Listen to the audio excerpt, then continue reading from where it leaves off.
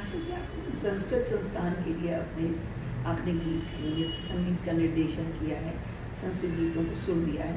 आमतौर पे संस्कृत को बहुत कठिन भाषा समझा जाता है और संस्कृत के जो गीत गाए हैं अभी आपने हमको सुनाया अभी, जो कि बहुत ही मन को लुभाने वाला था। और अभी हमसे किसी ने कहा कि अब की जब जनगणना आए तो उसमें अपनी भाषा हिंदी के साथ संस्कृत भी आप लोग डालें, क्योंकि संस्कृत मृत भाषा घोषित हो रही है, क्योंकि वो पढ़ी नहीं जा रही है और अरबी फारसी वो सब पढ़ी जा रही है।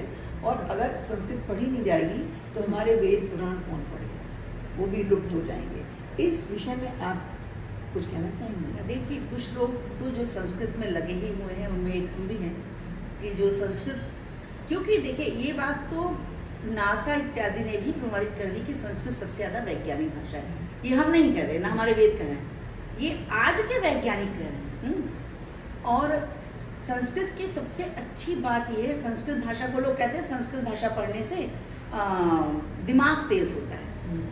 तो उसके पीछे रिसर्चेस ये बताती हैं कि चूँकि संस्कृत जब बोलते हैं आप या पढ़ते हैं तो आपकी ज़बान बहुत ट्विस्ट होती है उनको बोलने के लिए। अगर आपको मान लीजिए कर्मण्येवाधिकारस्ते ही बोलना है तो उसमें आप देखिए आपकी ज़बान कहाँ कहाँ होती है। तो उस जो ज़बान टंग ट्विस्टिंग जो होती है उससे क्या है कि उससे आपके स्नायु तंत्र को बल मिलता है और उससे दिमाग को बल मिलता है। ये साइंटिफिकली प्रूव है।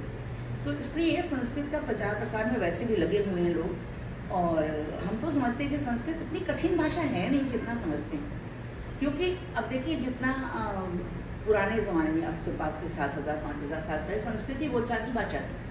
भाई महाभारत संस्कृत में लिखी गई, रामायण संस्कृत में लिखी गई, बहुत सारे कालिदास के इत्यादि ग्रंथ जो हैं सब संस्कृत में, क्योंकि संस्कृत तब धीरे बोलचाल की भाषा थी। बीच बीच में अब वो जो अब सब ऐसा होता है कि थोड़े समय के बाद हर चीज़ का चलन थोड़ा बदल जाता है।